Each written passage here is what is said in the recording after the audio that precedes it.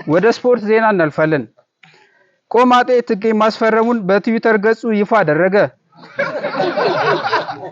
ቆማጤ ትገኝ ከፈረስ ገንዳው ኤፍጂ ክለብ ወደ ሸዋብር ኤስኤች ክለብ ነው ያስፈረመው።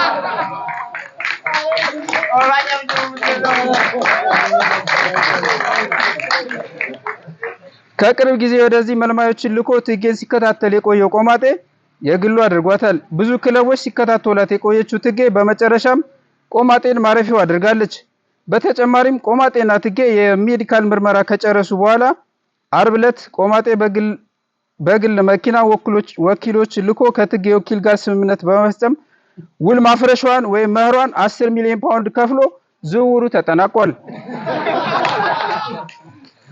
ትገኝ ቆማጤን ቤት ከተቀላቀለች በኋላ ባለሙሉ የቤት እመቤት ቦታዋን ትረከባለች ተብሎ ይጠበቃል። ዜናው አበቃ። እናመሰግናለን።